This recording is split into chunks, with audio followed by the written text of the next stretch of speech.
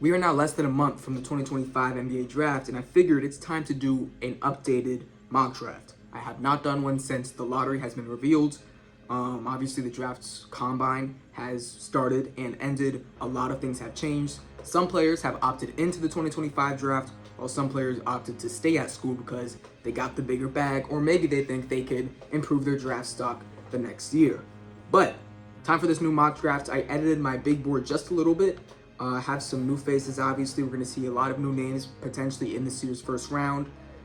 Some guys for sure going to drop out. And it's just going to be interesting to see, guy like Yaxel Lendeberg, no longer in the draft. Alex Condon, no longer in the draft. But then a guy like Tahad Pettiford, making him potentially a first rounder. We'll see. But with the first overall pick, we have the Dallas Mavericks, who get to add to their new core of Anthony Davis, Kyrie Irving, and they're going to get Cooper Flagg out of Duke. Obviously, this is the right pick. It is the 1-1 pick in this year's draft.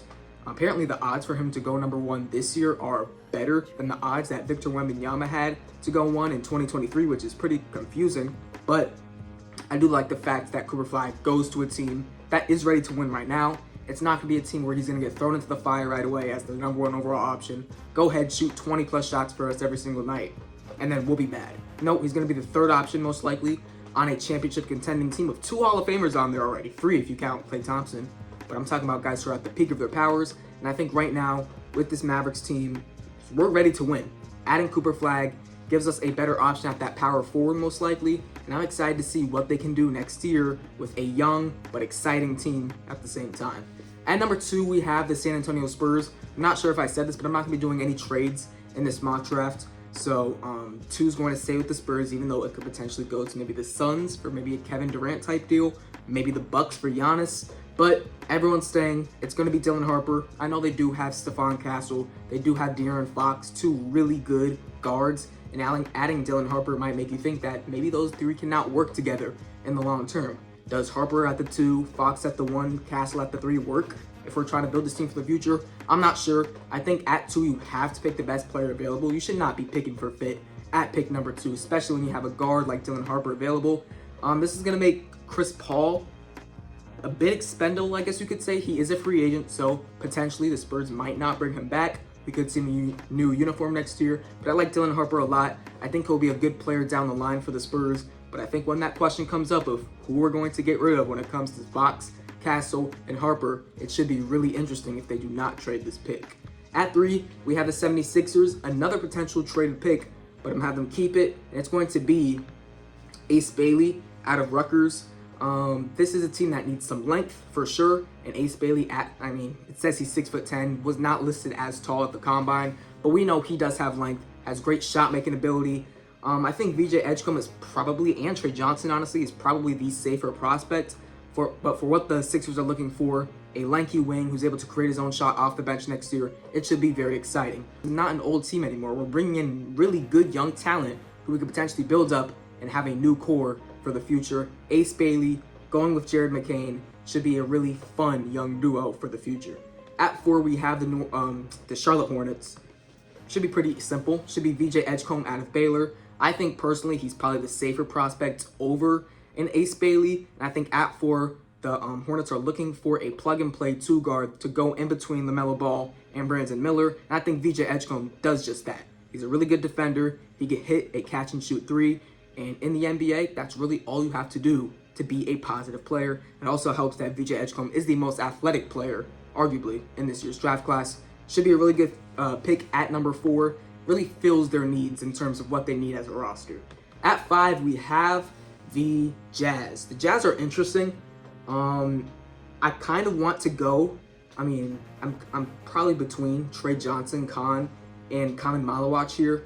I've seen ESPN mock Jeremiah Fears. I don't really love that too much at number 5, especially when we have Isaiah Collier on our team. But we can go a guy who's going to shoot a lot of shots in Trey Johnson to this team, or we can go maybe a Con Knipple, who's a bit more efficient, who is he a better shooter? I would say he's a better shooter, but he's obviously not the same shot creator that Trey Johnson is.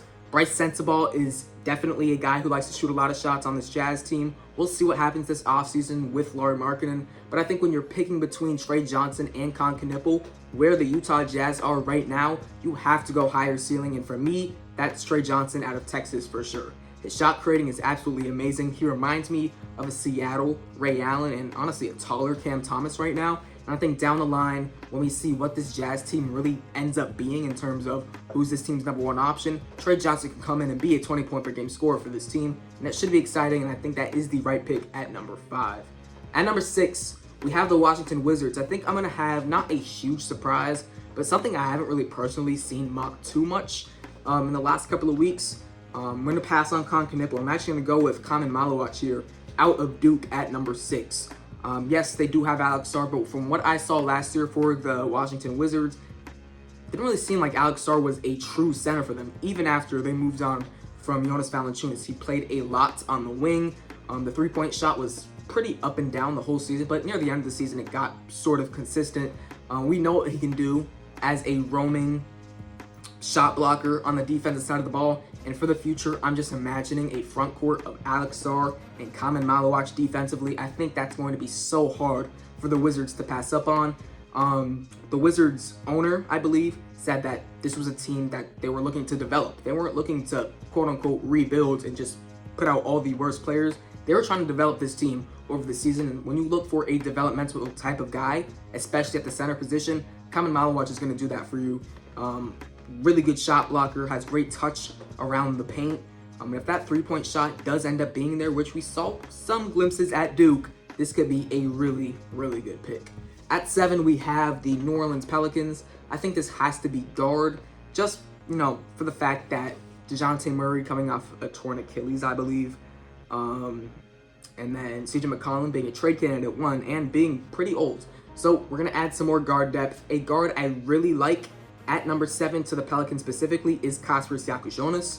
I have him lower than Jeremiah Fears in terms of my big board, but for what I think the Pelicans should look for, more of a pass-first type of guard, Siakis makes a lot more sense. Jeremiah Fears, downhill guy, really aggressive, is great at finishing around the rim, but we're looking to get our shooters involved. We're looking to set up for Zion Williamson, and if Kaspers can get Trey Murphy, can get Jordan Hawkins involved, and we can have Zion Williamson lead us going into next year, I like that a lot for the Pelicans at number 7.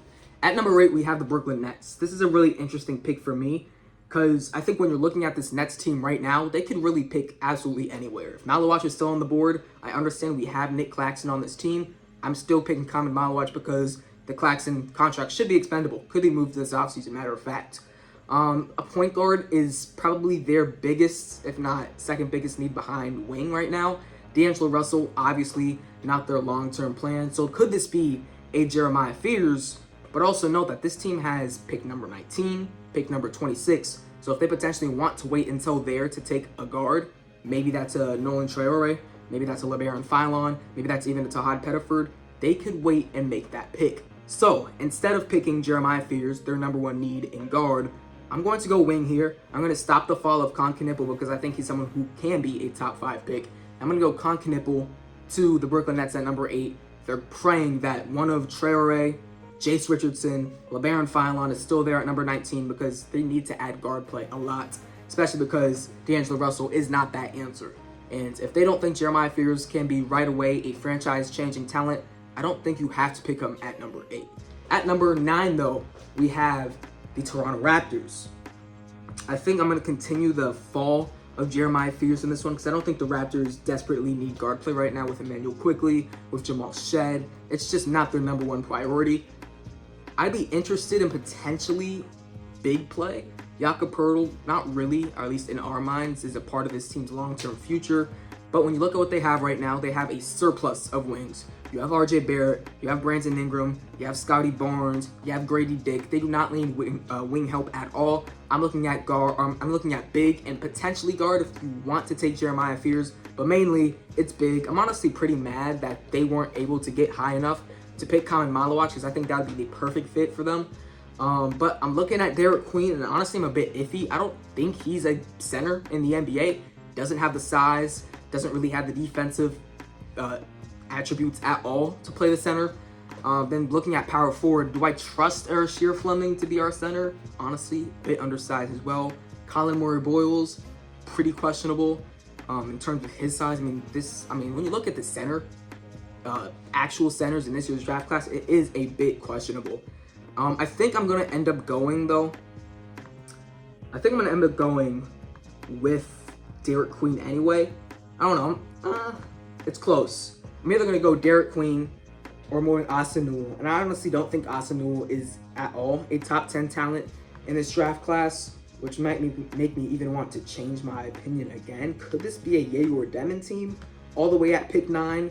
Could, like I said before, could this be a Jeremiah Fears team? I think this is one of the most interesting picks we have in this lottery for sure.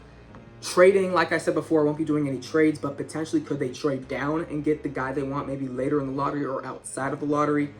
I think I'm going to stick and pick here though. I'm gonna end up giving them Derek Queen out of Maryland. I'm gonna be honest, I don't love this pick to the max, but with Malawach being off the board, with maybe not 100% wanting Jeremiah Fears with the guards they have right now, even though Derek Queen's undersized for the center position, I think when you look at a team like the Toronto Raptors, they know how to utilize their players. They just do. They brought in Brandon Ingram, who's about the same size as Derek Queen, and obviously they're very different type of players.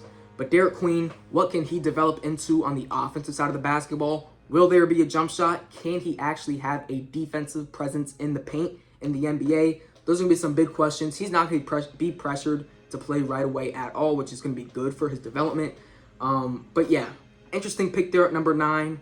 Maybe you could have considered Thomas Sorber. I think it's too early for Berenger out of France. Maybe you could have considered a Rasheer Fleming, maybe a CMB. But honestly, just had to pick what I believed was the best available for them. At number 10, we have the Houston Rockets. I think this is where I'm going to end up going. Jeremiah Fears. You look at their guard play right now. You have Fred VanVleet, who's solid, but honestly, on the contract he is right now, he is an expiring contract. So most likely they're going to bring him back on a cheaper deal. But down the line, maybe Jeremiah Fears can be that guard for you. You have Reed Shepherd, who's also potentially a developmental type of guy. Didn't have a great rookie season. I also don't know if he's a true point guard, so Jeremiah Fears makes sense in that facet. And then finally, Aaron Holiday, not really someone that's going to stop you from taking your next great player. So Fears at 10 to the Houston Rockets. I could honestly see them take some shooting, and originally I thought that I might have Con Knipple fall here, but because he's not, I'm going to go Jeremiah Fears out of Oklahoma.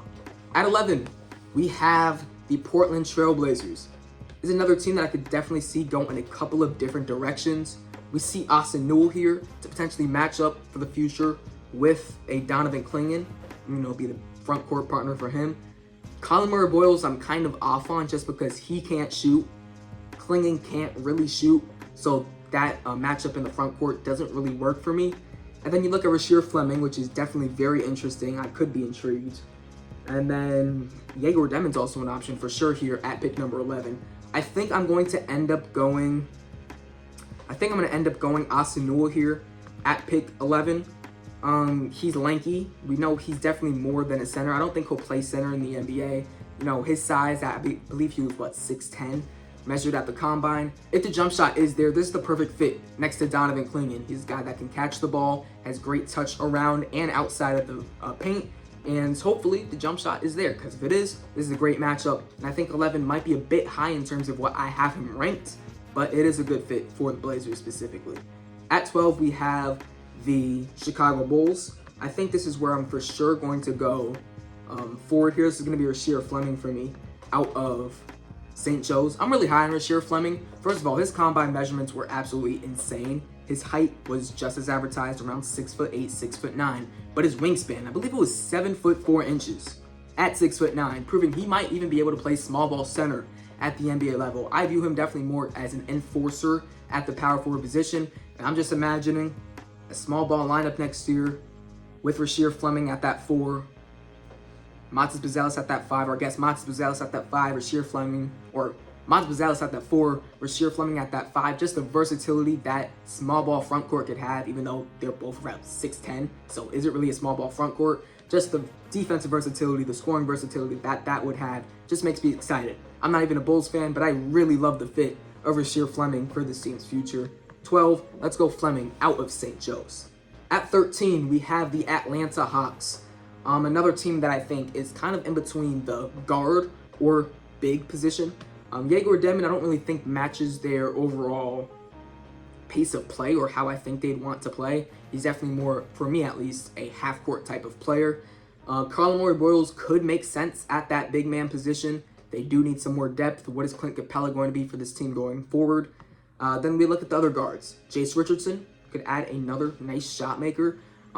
Kobe Buffkin, he's probably not part of this team's long-term future, so maybe Jace Richardson does make sense. But I'm going to go big here. I'm actually going to end up going with Thomas Sorber out of Georgetown. Somebody that did end last year with a season-ending injury. I believe it was something with his knee. But all the film we're watching, what we're hearing right now is that he's still going to go high. I don't think the injury is going to affect him at all in terms of his draft stock. So expect Thomas Sorber to be potentially a lottery pick, maybe right outside the lottery.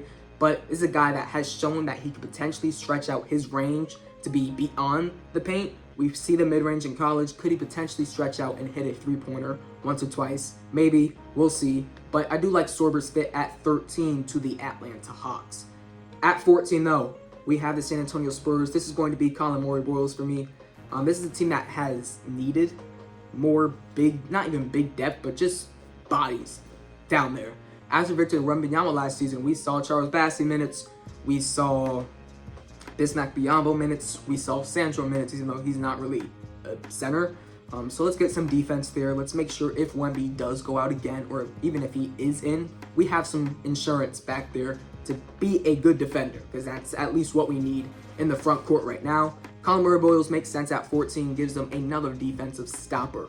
Great switchable defender, can guard basically every position on the court. I think the Spurs would love him. At 15, we have the OKC Thunder. I've seen a couple of different, guys that can go to the Thunder here at pick 15. They could take another ball handler in Yegor Demon, but I think that might be a bit too similar to what Nikola Topic could be for them next year. Liam McNeely, get a good value shooter. Neat Clifford, a guy that can affect the game right away. But I'm actually going to go with, I'm not going to say a bit of a surprise, but someone who has risen up the board so much for me over the last couple of weeks, and that's going to be Cedric Coward out of Washington State.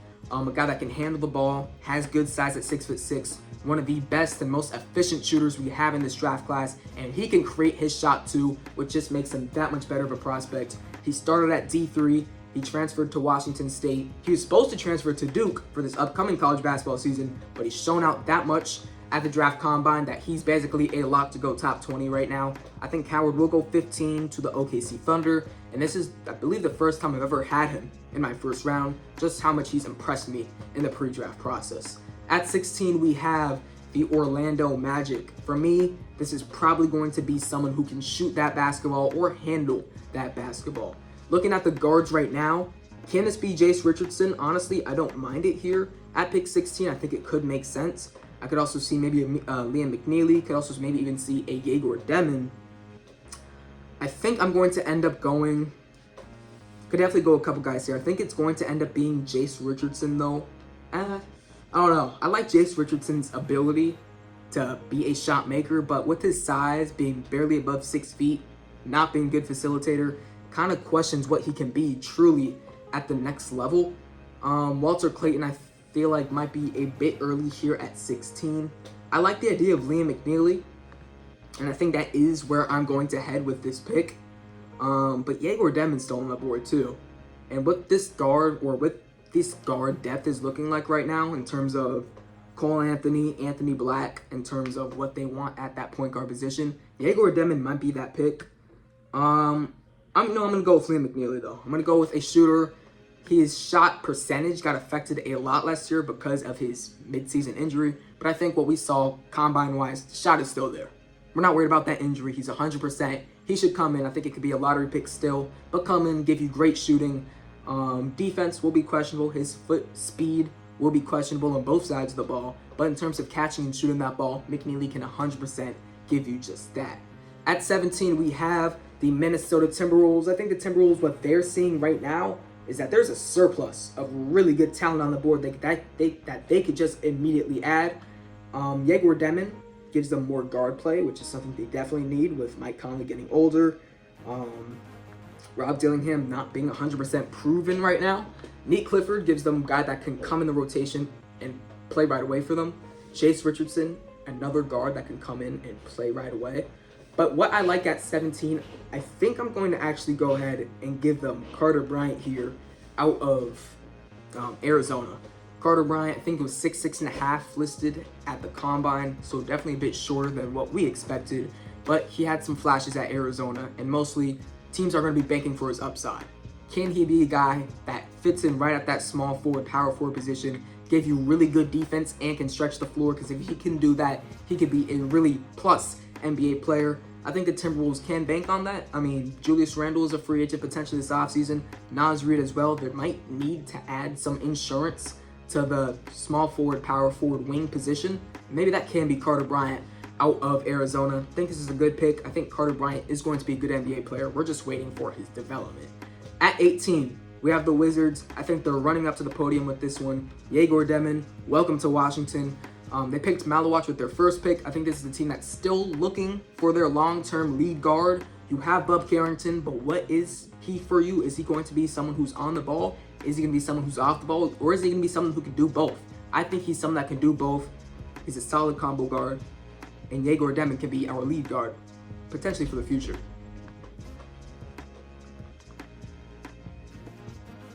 At 19, we have the Brooklyn Nets. I think they're really happy considering who is on the board right now for the guard position. They picked Knippel with that 8th pick. They could maybe look at center, but I think or at least one of Baron J, Danny Wolf, Maxime Reynaud, or even a Noah Essengay should be available at pick number 26 and 27. So we're going to go guard. We're actually going to go, this is interesting. We could go high floor, maybe low-ish ceiling guard here, and Jace Richardson, or somebody who is projected top 5 to begin the year, had a slowish start to the season with St. Quentin, but as of recently has been elite. And I think at 19, the Nets are going to bank on that potential. This is not a team that needs to win games right now. So if you have this point guard, Nolan Traore, who can give you really good production in 3-4 years down the line, you're going to love that. I think it's great value at 19 for what the Brooklyn Nets are looking to add to that team's roster. At 20, we have the Miami Heat. Jace Richardson is still available here, and this is a team that only has one first-round pick. So, you see a guy like Jace Richardson, you see a team that is in desperate need of guard. Maybe we could look at Jace Richardson. I'm also looking at LeBaron Philon, Walter Clayton Jr. Nick Clifford's available, and I think he is one of the best players in the country in the drafts. Plain, simple, has a really high floor. His ceiling could be a bit questionable. And even looking at this team's wings right now, what are we banking for in the future? We can potentially say we have something in Davion Mitchell for that point guard position. What is Andrew Wiggins for us? I'm not so sure. Jaime Hawkins has been extremely up and down, and because of that, let's go get Nick Clifford, a do-it-all type of guy, can create his own shot, an elite rebounder for his size, is a good passer, too, at 4.5 assists per game. I like the fit to the Heat at 20. They pick NBA-ready guys, and Nick Clifford is potentially the most, or one of the most, NBA-ready guys in this year's draft class. At 21, we're going to have the Utah Jazz. There's a lot of talent still available on this board. You have potentially one of the best players in college basketball last year in Walter Clayton, a guy who was potentially projected a top pick before the combine in Jace Richardson, extremely high ceiling in Joan Beranger. There's a lot of good talent left. This Jazz team, though, did just pick wing here in Trey Johnson, so they're probably looking for either a pure point guard to come in and maybe back up Isaiah Collier to start things off, or they would look for another big man to potentially replace Walker Kessler down the line, and maybe that is Joan Beranger. And with the guards on the board right now, I don't really trust Jace Richardson to be the playmaker or LeBaron Philon to be the playmaker. So for that reason, at pick number 21, potentially the highest I've had him so far in a mock draft, so we're going to go Joan Beranger here out of France. Super athletic, great rim protector, great lob threat, and could potentially be the Walker Kessler replacement down the line. At 22, we have the Atlanta Hawks, their second first-round pick. We have them go Thomas Sorber with their first pick, and I think this is probably going to be guard. We're going to stop the slide of Jace Richardson at number 22. Could be the Kobe Buffkin replacement. Buffkin is a guy who has not lived up at all to his expectations, and because of that, Jace Richardson could come in and basically just fill the role that Kobe Buffkin was supposed to have. And it's just an easy pick there at 22 in my opinion. At 23, we have the Indiana Pacers. Big man has been probably the biggest need for them throughout the whole draft cycle. They're most likely, if not guaranteed, to bring back Miles Turner, who's been elite during the playoff run they've had so far. Thomas Bryant is questionable. Isaiah Jackson, coming off an injury, is going to be questionable. We've seen Tony Bradley playoff minutes, and just because of that, I think that's definitely enough to warrant drafting a center here. It's probably going to end up being Maxime Renaud out of Stanford. As a guy who's able to stretch the floor, had a really great combine showing, and is really efficient near the rim as well. I like the idea of having him in that Pacers system where everyone can stretch the floor, everyone can play defense, set screens. They're overall just a really great ran team, and in my opinion, Renaud makes a lot of sense for them at 23, excuse me. At 24, we have the Oklahoma City Thunder. We have them go Cedric Coward with their first pick. With their second pick, I kind of just see them going... I mean, this is a team that could add, for sure, another center. And what would Danny Wolf look like in that OKC offense next year? That could potentially be pretty exciting. But with Isaiah Hartenstein being on a short-ish contract, with Chet Holmgren having an extension looming, maybe Hartenstein gets dropped off. Maybe they need a replacement, and that can be a Danny Wolf, that can be a Ryan Kalkbrenner, maybe even a Rocco Zikarsky. I mean, I think Zikarsky fits the Hartenstein role the best. But with who's on the board right now, I don't really know if the idea of picking a Danny Wolf is the smartest for them right now. Walter Clayton Jr. is really enticing here at pick number 24, but I think I'm going to go away from that. Honestly, this pick is going to be Danny Wolf out of Michigan. I'm not personally as high on Danny Wolf as other people are. We pretend he's the elite playmaker, the elite shooter he is out of Michigan, which really he's not. He was really turnover prone. Sometimes he was pretty inefficient. Defensively, he had so many questions. And for that reason, I'm not going to have him as a near lottery pick. But what he can be in this OKC offense going forward, I think Mark Daigneault is going to look at that and be very impressed. I think Sam Presti is just seeing what it could potentially be as a plug-and-play forward for them in the upcoming years. And if he's able to fill that Isaiah Hartenstein role, even if they don't play exactly alike, he could be a good pick for the Thunder going forward. At 25, we have the Orlando Magic. We have Liam McNeely go to them at number 16 to fill some shooting. And honestly, I'm not done. We're going to go Walter Clayton Jr. to the Magic at 25. They could for sure use some more guard play. We saw Corey Joseph start games for them in the playoffs, which is no knock on Corey Joseph. But if he's starting games, even with a Jalen Suggs injury, we know we have a guard problem. Walter Clayton Jr. could potentially be that solution. Not a great playmaker in terms of his size. Maybe you want him averaging around 5 to 6 assists per game. But what he can do as a shot creator, even as a catch-and-shoot guy at the NBA level, you have to be impressed with that. This is a guy that I thought could go near the lottery, and I still think he has the talent for that. But the way the draft board has fallen this time, I think 25 to the Magic can potentially be a steal. At 26, we have the Brooklyn Nets. We have them go Knipple, we have them go Traore with their first 2 picks. I think there was a lot of talent we could pick here. Essengay is pretty enticing here. At 26, we could use some, bigger bodies with how this draft class has gone so far. I like the idea of potentially even a Noah Penda here at 26. I think he's listed at small forward, huh? Even though I think he could definitely play some small ball 5 for them. I'm just not really seeing the center player I would like to see here. Hansen Yang, cool combine, not worth the first round pick. And for that reason, honestly, I might just double up on guard. Our first guard we went with is a pass first guard who can play downhill. The second guy we could go with is not a pass first guard, definitely a guy that can create his shot, can also go downhill. LeBaron Philon here, out of Alabama.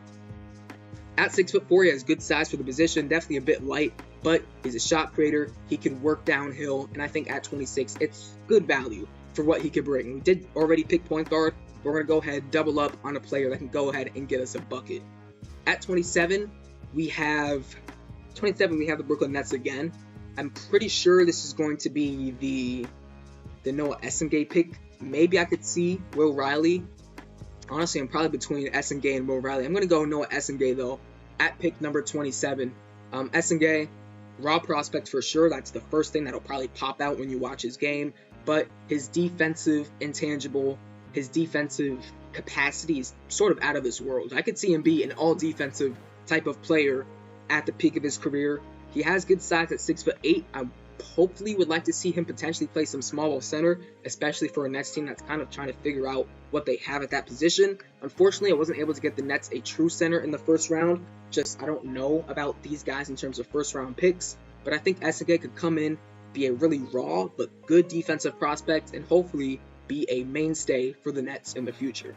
At 28, we have the Boston Celtics. A lot of talk has been around the center position. Could they add another guy? But with Reynaud off the board, with Danny Wolf off the board, with Berenger off the board, I just don't really see the center value basically at all. Could I maybe go I guess I was going to say like Ethan Almanza or something. What really hurts is that Alex Condon is no longer in the NBA draft. Yaxel Lendeberg, these are two guys I would have for sure had in the first round. That means we're going to see two new guys in the first round. But with who's on the board, with the position that the Celtics are going to be in next year, we're going to go upside. We're going to go guy that can help us, not potentially right away, but if we do get some injuries, we can see what he could bring to our offense. And that's going to be Will Riley here out of Illinois. Guy that in the beginning of the year, lottery prospect, was sort of inefficient. Jump shot wasn't always falling, but I think at 28 for the Boston Celtics, a team that we could definitely see reshuffle their roster, Will Riley could be a really good pick as a 3-and-D type of guy. At 29, we have the Phoenix Suns. So honestly, I'm sort of between a Ben Saroff and a Noah Pendo. Would I rather them get forward, I would say, in Noah Pendo, or get them another solid guard? And honestly, I'm going to go Ben Saroff. I think at 29, honestly, is a bit low for him. I don't think he had a terrible year. Where did he play again? Obviously, he's from Israel. I forgot exactly where he did play, but he didn't have a bad year at all.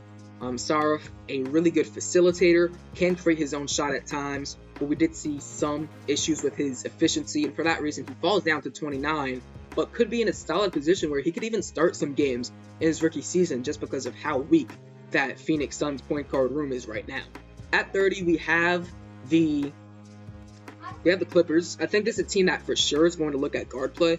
We saw them get rid of KPJ at the deadline, so I think they're kind of just freeing up room to go ahead and draft that backup guard here, and it's going to be Tahad Pettiford for me.